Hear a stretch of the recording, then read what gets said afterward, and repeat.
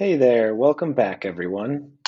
It's another episode of your favorite video game podcast, the Chips and Bits podcast. I am Mm-hmm. your host this month, Matthew Anderson. With me, as always, Kenny Myers. my favorite buddy.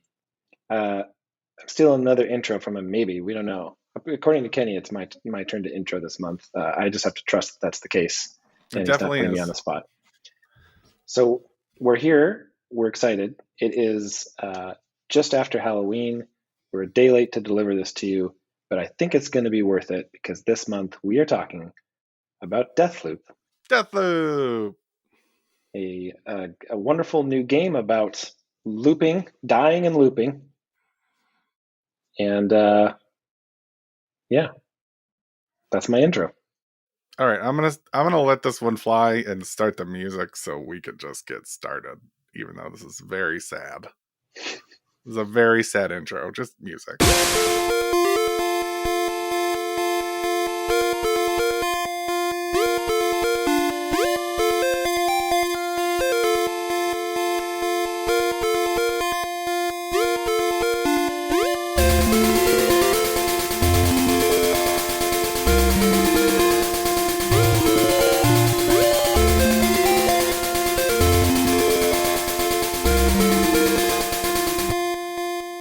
Chips and Bits.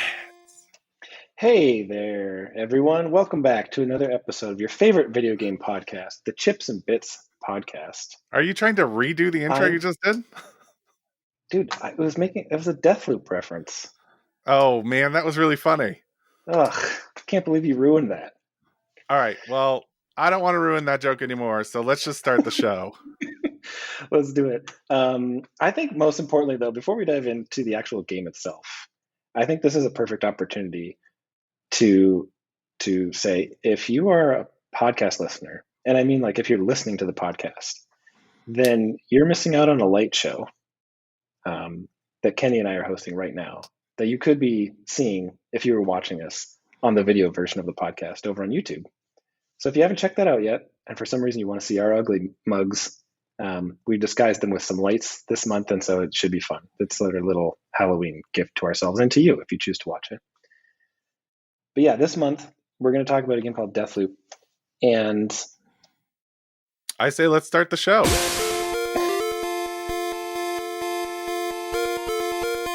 no, stop it, stop it. Listen to it again. Oh man. Okay, let's get into it, Kenny. What? Jesus Christ. It's really funny because it is a lot. Like when you talk about looping mechanics in games, this one is one of those ones where like it does happen frequently. It happens a lot. You loop a lot in this game. You die, you repeat. By design. By design.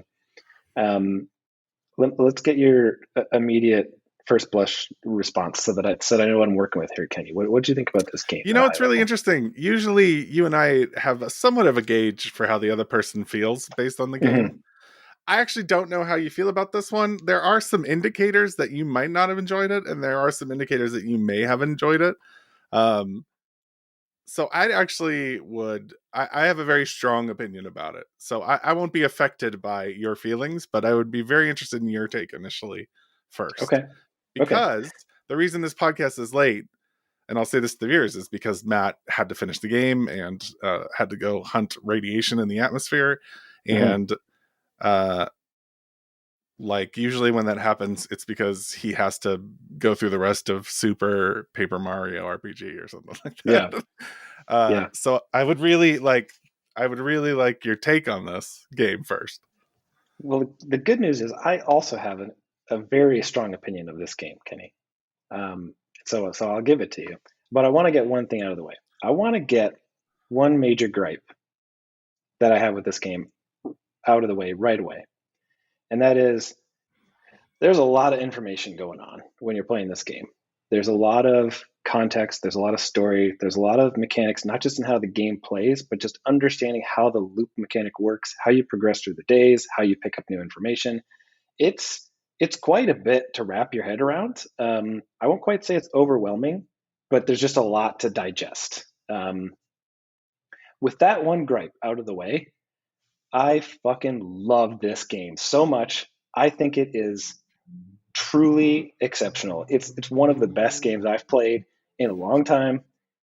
I think it is truly the culmination of all of the previous Dishonored series and everything leading up to this game. I'm thinking back to like problems I had with the previous games and just how they got rid of all of them, brought in new stuff without introducing any more things that irritate me. I mean, the level of thought, polish, everything that I could possibly bring up about a game. This game's got it.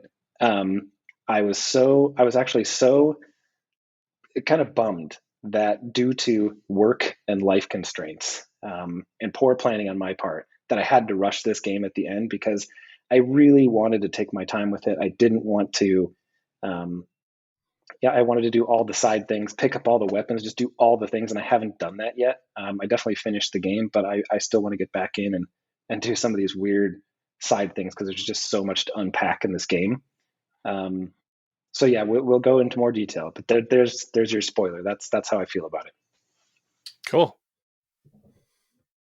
How about you? Thank you for asking, Matt. Yeah, so I thought this game was phenomenally okay.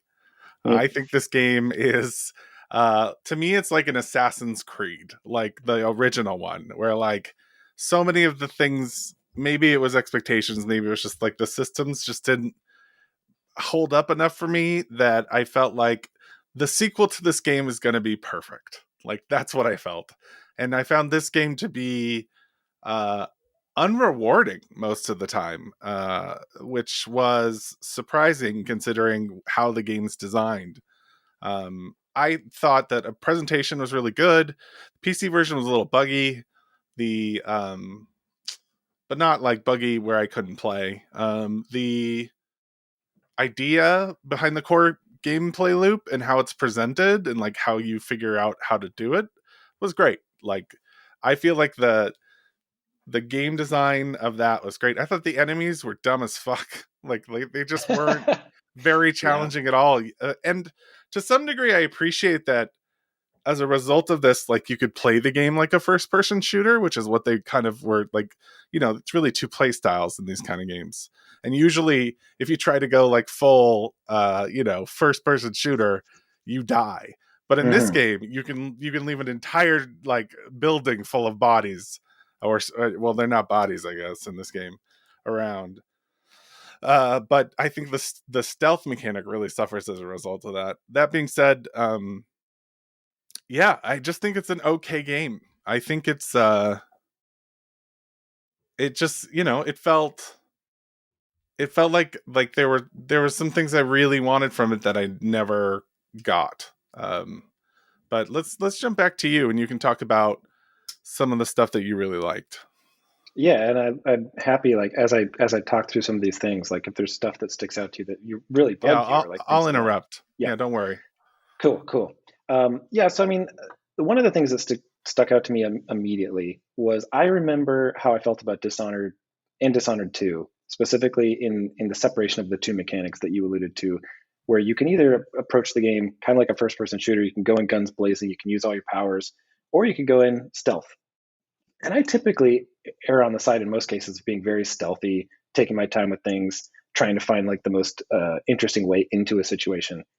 And I felt like in Dishonored, they did a pretty good job balancing that. And I actually felt like in Dishonored 2, that was one of my main points of contention with the game was that I wanted to be, I wanted to avoid the perfectionist mindset and just enjoy the game. And Dishonored 2 really forced you into this ticking all the boxes thing with this post level screen where they would say, you missed two bodies were found. And it was just like every time I just felt like I could not 100% it. And it was so irritating. Yeah. Um, in this one, I actually really appreciated what you were alluding to, which was that there wasn't there was almost no priority to stealth. It basically how it got presented to you in Deathloop was sometimes stealth would serve you very well in slowly getting in and scoping something out, but it wasn't. It was never presented to you like something that you should do 100% of all of the time. It served no purpose. There was no completion aspect that I'm aware of. There's no grading mechanic. There's no nothing. Um, so really, that kind of like, for me at least personally, freed me up to approach each situation, do stealth like the first time through, just to get the lay of the land, find out where the enemies were, find out the best approach. And then every time after that, I didn't have to give a shit at all. I could just like put my power ups on, get my greatest gun, go to where I knew that I needed to be, maybe take out one or two guys, and then just like go in and just run through the place. And it felt really fun. And for me, maybe it's just my personality, the way that I've approached the previous games. It felt liberating, honestly. Like I was just like, cool. I don't have to be quiet. I can go in here and just like do as much damage as I want and use all of my guns, because you just run through all your guns, all your weapons, all your powers, all your everything, and you're using them constantly. So that part to me was like super fun. Yeah, and I mean, it definitely comes in handy, like as you gain more power and go into loops, like because you need to. The goal of the game is to kill 7 people in a day, in the marketing. These 7 visionaries, and they also what they don't tell you, which kind of happens almost immediately, is you figure out that the days are actually you have to choose the location at like 4 given times of day. Um, so like you get 3 options at morning, 2 options at noon. Like it depends on what's going on the island, and then you jump to each one.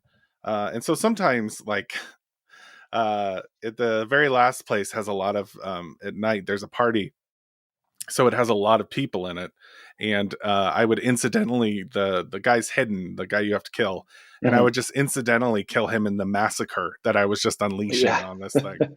And that was kind of fun because when you do that, you unlock powers from people, um, which for me, like the powers were uh, they were decent. Um, they weren't particularly compelling. The best one was the teleport, but that's like a Dishonored thing. Like you could just go through anything with that teleport. It's such a good mechanic. Um, but it was all pretty much like the guns and such. Like the better guns in the game were like close quarters combat guns. Like the shotguns in the game are incredible. And handguns, like there is sniper stuff, but the levels aren't really designed for open air stuff. I found they just like there are a lot of closed in areas, and this leads actually to one of my biggest gripes. There's a lot of space in this game that just has Hmm. nothing in it. Um, One of the things that I thought would be enjoyable was like learning about the island through exploration, but actually exploration in this game is barely rewarded. It's nothing like in Dishonored or other games that kind of have this mechanism. Like you are pretty much given linear paths to a certain degree to go to point A or point B. There are like variations in how you can approach it for sure, but like if you go explore like a little town, you go through all the different houses, you see a really cool design for a like bar or something like that, and there's like little tidbits, but there's no like large reward for exploration. Like weapons are sometimes given out during event style things that happen or killing visionaries, and then there's like a couple of puzzles in the way of certain things.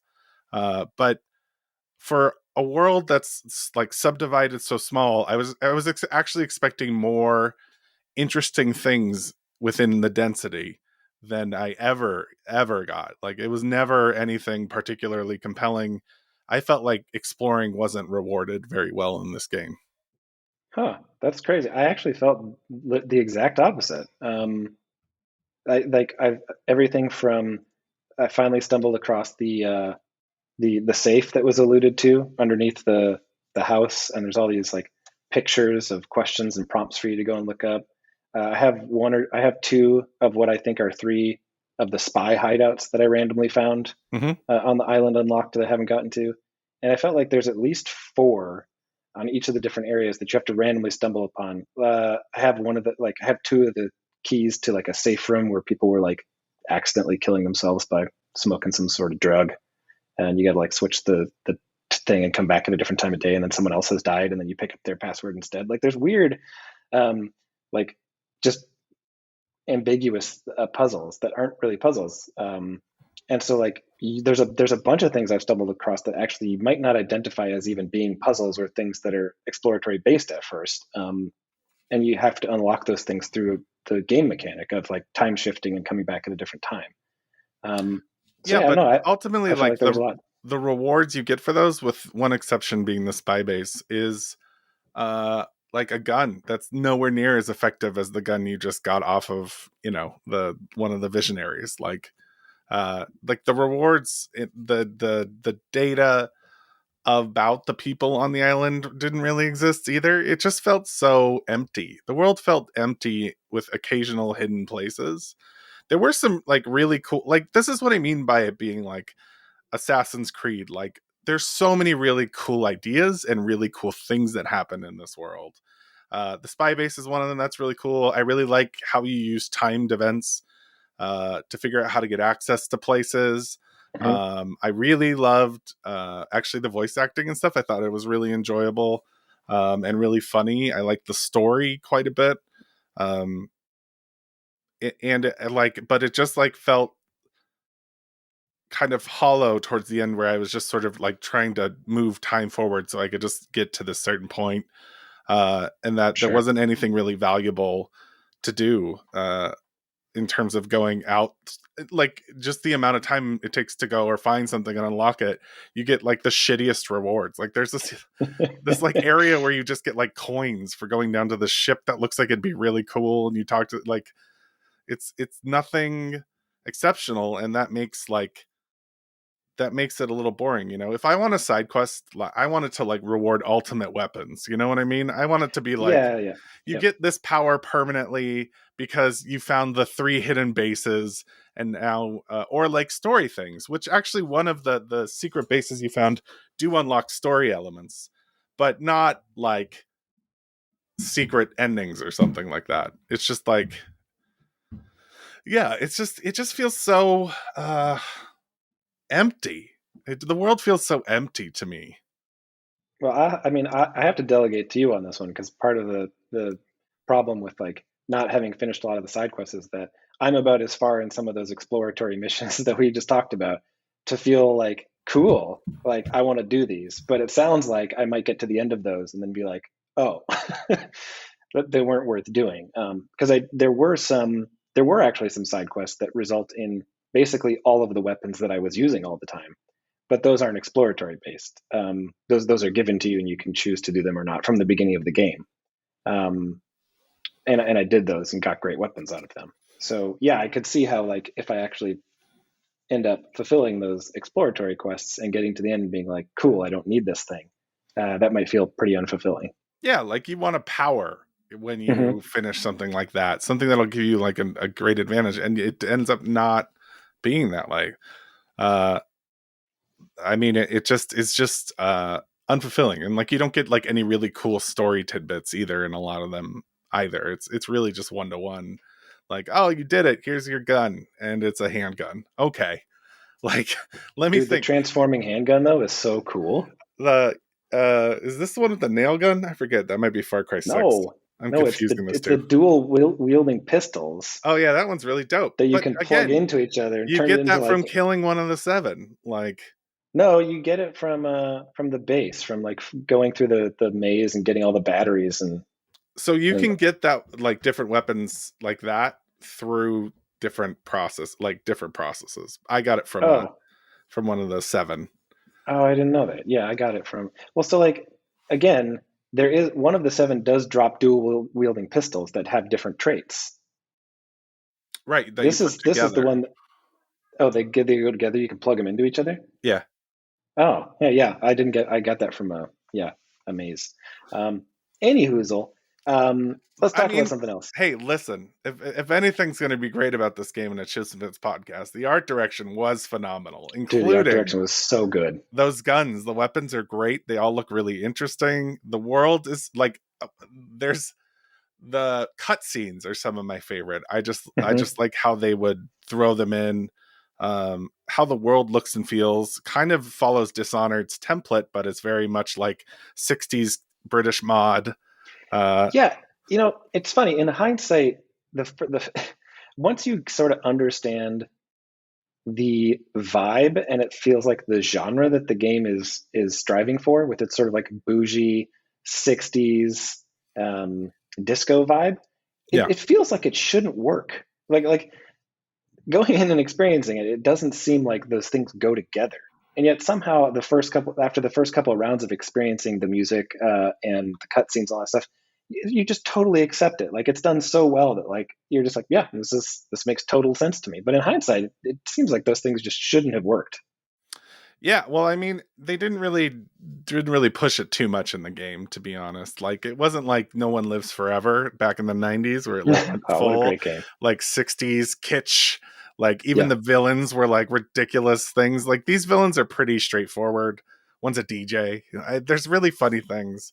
Uh but yeah, I mean I thought it was tasteful. I Hmm. thought it was really well done, and it looks really good. It's a fun game. Like, I think to its credit, more so than even the game I referenced, the original Assassin's Creed. This is a game I feel like is fun to play through to a certain degree. It's just not. I like your reaction and loving it is just not where I was with it. I was like, yeah, this is fine. This is a fine game and I can't Yeah. wait. Like, but some of the things in this game are so well done that I can't wait for like the sequel that hopefully is like the super polished version of a lot of the ideas, or where they insert those complex mechanisms. Um, One of which I think is actually the loadout screen, which at first I didn't like because it's a lot of information. Hmm. And you have to think about things, but ultimately, every time you jump to a different time zone, not zone, but like, well, I guess time Time of zone day. works, Yeah. time of day, you set your loadout and stuff so you can actually customize your abilities and stuff for whichever visionary you need to take out. That was really fun. I thought it was just really well done. And once I understood the system, it was really nice to like set things up. Eventually, though, and this is another thing. This is where I think this is like V1. I eventually just settled on like this really powerful shotgun and these same three powers, and I could just mow through like Yes. entire levels. So You do hit God mode by the end of the game, where like the loadout and what you're carrying and how you approach it is less important because you're just so powerful that you can just do whatever you want. they say that the AI is supposed to get smarter as you go along through the game, Oh but no, the AI, I think it got dumber yeah, as, it as the was game just went it on. was just trash. Like essentially, they would just walk through the hallways, and I would just like mow them down in the hallways, and it was just. I mean, I just like there's so many things I could see improving to make a better game, and I think the level design wasn't as cool as like in Dishonored. Like it just wasn't as interesting. Uh or as I mean, I understand that they're different games, and of course it's comparing two works that aren't necessarily in the same genre. Like an FPS is more likely to be comparative to Deathloop than I think art this is just based on how they approach stealth. But like the buildings were pretty boring looking. They weren't really exciting. Yeah, so let's talk a little bit about that because one of the aspects that I specifically wanted your opinion on because I know that this was something that we both appreciated about specifically Dishonored 2 um, was that the first time through the first two areas it's it's very noticeable how like the translation of the level design from um, the previous games that we love so much. The best way I can describe it is like those games. Part of what made the level design and sort of like the fun of the exploration really unique and super compelling was like the verticality of the levels. Like it wasn't just about exploring left to right and forward and back. Like going up and down and through areas was like something you hadn't really experienced at that scope and like so well polished and thought out. And that kind of goes away almost immediately when you're playing Deathloop. It's It's a much less flat game. vertical. It's It's a flat very game. it's very flat. And I was like, oh no, I kind of miss this aspect of it, and that went away for me. Like if I'm being honest, by the end, I think like my interpretation is that the thought and sort of the complex nature of applying level like design to the verticality of the levels, I think that was in turn applied to the day and the time shifting mechanic. So that same amount of creativity I felt like was woven into the aspect of like, okay, cool, I can come back here in the afternoon and like this path is unavailable, or there's people here, or there's not, or I have access to this pond because it's frozen, or I don't.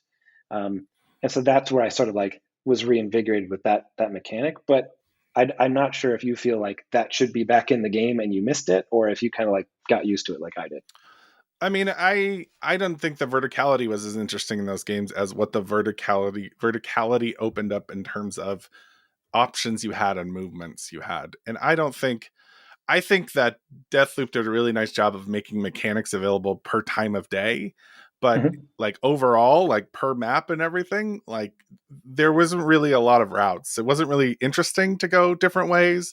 There weren't really like many compelling reasons to go different ways. Like you kind of find your way to go do something, and then that's like there's nothing that draws you to other routes to go. You're kind of stuck in that same area. Whereas Dishonored, you would be like I would be wanting to try different routes because like sometimes there were just like hidden power-ups that were super valuable and stuff like that you might run into, and sometimes you might just find like the window that was supposed to be open. In this game there was like three of like there was some of that, but like the horizontalness didn't bug me so much as like the routing of it all and like the reward of going through those areas. Like really once you found a path, and maybe this is just a result of like the overall goal of the game, which is 7 people in a single day, right? So they want you to be able to eventually do these things very very quickly. Yeah. Then that made it ultimately kind of uninteresting and somewhat tedious because you're like, okay, I died at the last time, so I'm just gonna go do my same route, and there wasn't really anything particular like drawing me into the world once I had figured out which route's the best at which time to just get the objective done. Yeah, I think yeah, I can relate to some of that. I think my interpretation of how that worked out in this game was that in the Dishonored series, I'll just throw a number out there. There's no proof or scientific basis for this, but let's say there were 10 different ways that you could make it through a level and achieve your objective. All 10 of those ways in Dishonored um, were basically equally viable, and no one was really that much better than the other. They Right, were all like equally good paths to take. So it really felt like more of just a choice that mattered to you.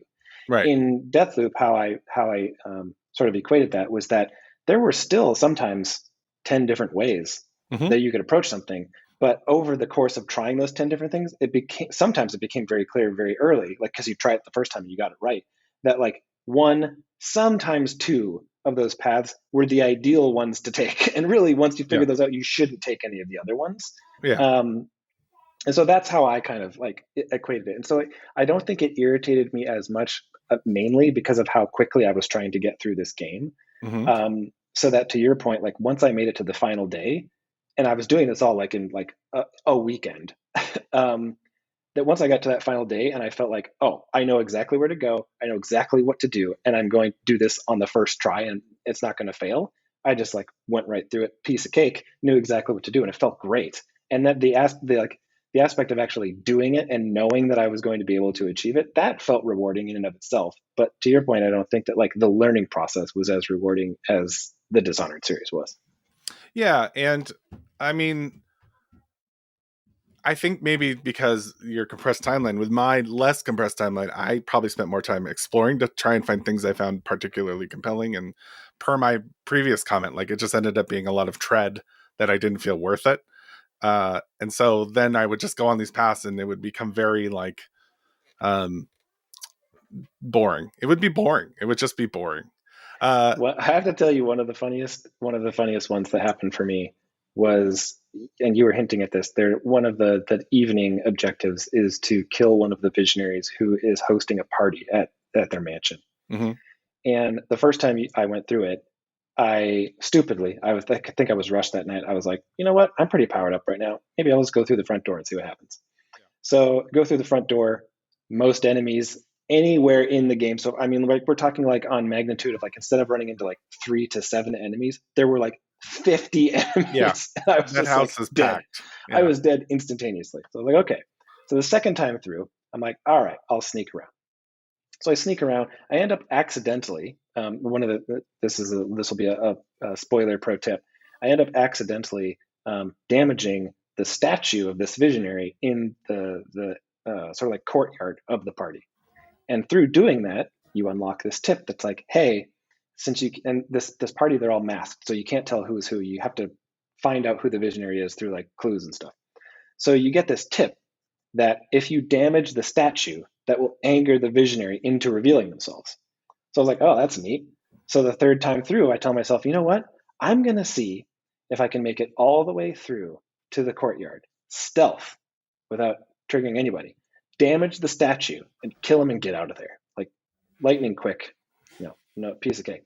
So that third time through, I sneak up on like the one side of the castle. I get up onto the balcony. I sneak through a couple. I haven't killed anybody, and I open up a door and I alert someone like who was standing right there, and I was like, huh? And they turn out, it's like, oh fuck. And so I kill him. It was the visionary. So I Yeah. accidentally happened to get the one of the 70 people Yeah. that was the visionary, and just like lucked into it on my third try. And this is where it's like it's hard for me to not say like this game isn't fun to play. Like it can be incredibly fun to play. Like it can be just so cool to like and I think particularly around the visionaries more so than anything else. Like anything around them is can usually be pretty interesting. It's just like getting to there and forth just was just very uninteresting to me. And but like yeah, like there's like there's three ways I know of that you can get that guy, and the one Matt did, which I actually didn't know about, was the statue. And so that's really cool. Like I love that Mm-hmm. I didn't know how to do that, but also I've been by that statue multiple times. Like the other was you can change the song that's playing in the dance room to Oh, the the song that DJ he thing? loves. Yeah. And he'll come out on the dance floor and start dancing. And then I think the other one is you mess with his beer. And I only did the dance floor one because I had my route planned and I knew that like this is the 17th time I'm in this fucking wolf's area. Like I just want to kill this person and get out. Yeah, so it was kind of like I was let down by this game. Um, the multiplayer we played a little bit, which is actually a really cool concept, but not necessarily great in execution either. Yeah, Um, kind of fails somewhat spectacularly. Somewhat spectacular. So the first problem is that you have to invade at specific times of day. So you can like your friends can be playing, you're like, oh, I'm gonna go invade them, and then you go and look and it says player unknown. So I'm like, okay, so I can't like player unavailable. And I'm like, okay, so I can't invade him. So I'll text him, totally ruining the fun part of it. And like just being like, hey, when are you gonna go here? Let me know when I can invade your game. Yeah. And the second part is it's really unfair, even though like you can level up your uh Julianne, I forget now. Juliana, yeah. Juliana, which is the character you use to attack who is ever playing the single player. You kind of have to be evenly matched for it to be really fun. And then it's much harder to kill Cole than it is to kill Juliana because Cole has like 3 lives. Like Yeah, he can respawn twice. And plus just weapons and powers. I mean, like yeah. Juliana only ever has one power, and Well, whatever no, not weapons. in the multiplayer. You can have multiple powers, and actually, as you gain levels, you actually get permanent powers that go with you. So, like, I Oh, had like the third time I fought you after I leveled up, which is the one time I killed one of your versions. I had like a bunch of abilities and like better shotguns and stuff to fight you with. And then it was just timing. And I did again, this was something where I was like, oh man, this would be great if I could just fucking drop in anytime. Like I get that he might has to be like, if he killed the Juliana, let's not fuck with him again in this zone. But it's much more fun, sort of like PvP in Dark Souls, where you can just drop in and just kick the shit out of someone and just ruin their game. Because you yeah, can really go in and ruin their mission for there, and that is fun. But the requirements of it and like the equation of matching is just too, it's just not, it's hard. Like I understand it's hard to get right, but it just wasn't that fun but it was fun playing the game, even though I died every time with Matt. So no, yeah. I mean, I totally agree with you on this one. I feel like when it comes to a game like Hades or Dead Cell or something where the loops are super long yeah. and you don't want anybody messing with your shit, totally get that. In this particular game, the loops are so tight Uh-huh. that, you know, the first time someone, and it wasn't you, it was just either an NPC or some other random person, Yeah. invaded my game. It's so scary. Like this alert comes over the screen, the music changes. It's like, "Whoa, Juliana has invaded your game. Yeah. Juliana's on the hunt," and I was like, "Oh shit, man! Someone's coming to get me. Oh, this is Yeah. terrible." It's great. And they never kill you. Like I think you killed me once, and that's the only time I ever died. I've Um, definitely been killed by a couple. But here's the thing. I played the game earlier, so a lot more people were playing, is hmm. my assumption. Because like I was getting invaded quite a bit, to the point where in order to move the story forward at a certain point, I had to turn it to friends only for one mission because I kept getting invaded and killed. Oh, and that's so interesting. Yeah. Yeah, I mean, like, and so, but in either case, the worst you were ever able to do was mess up my progress on a level, but not really derail it entirely. Yeah. Which, the first time you did, I was like, yeah, that's cool. He really messed up. He really messed up this level for me because you took a death away from me, and now I had only already died once. Now I couldn't die again. Yeah. So it totally changed my approach. But I really think that like it would have been much more scary, much more intense, and a much better like compelling game mechanic if you could literally come in and just like mop the floor with me and continue to do it. Yeah. So like if I had to like, because at that point in time, then it's not just survival, right? It's like even if I succeed in killing you and you don't take a death away from me, and I know you can come back, I gotta like sprint and like get through these objectives and try and like get my thing done and get out of there Yeah. because I know you can come back. So yeah, I think that it could use some polish, and I would just open it up. I would just take like I would have a mode in the game where you could be like no holds barred, all bets off. You can invade whenever, wherever I am, and you can kill me infinitely, and you can respawn. I think that'd be super crazy. Yeah. Like Dark Souls. Anyway. Yeah. Yeah. So I think, well, I'm not I'm not in charge of this podcast, but Sorry, with that, I think the closing words are: this is either a very okay game, or I don't know. We're going to podcast about Game of the Years next month for Patreon, so it might be somewhere on that list. Who I don't think knows? we're saying, I don't think we should call it Game of the Year. We've talked about this. I think it should be like our rankings of the games that we reviewed. Obviously, that The doesn't. Chips and Bits ranking podcast, Yeah, like the year end ranking. year in review. No, I mean, yeah, I think that this is. I think it's a great game. I think it's for me like this is the perfect definition of what I would consider to be like a popcorn game where there's more than enough um, for you to sit down and like sink your teeth into if you want to. But if you just literally want to enjoy like a well-crafted game and just sort of like go through it mindlessly, you can also take that approach, and it's super enjoyable in that way too. So yeah, I thought it was great. Yeah, I still think Ratchet and Clank's the primary definition of a popcorn game. Yeah, it wasn't popcorny enough though for me. It needed more bling this year. This version needed more bling. Well, I'm sure we'll talk all about it in our Patreon podcast. In the Chips and Bits ranking podcast. Okay, everyone. Thanks for joining us as always this month. This is our last main review podcast of the year. We Mm-hmm. will be back in February after our winter slumber. Mm-hmm. Thank you as always for listening. For those of you who are supporters, thank you as always for supporting us. And we'll see you, our supporters, next month on the ranking podcast.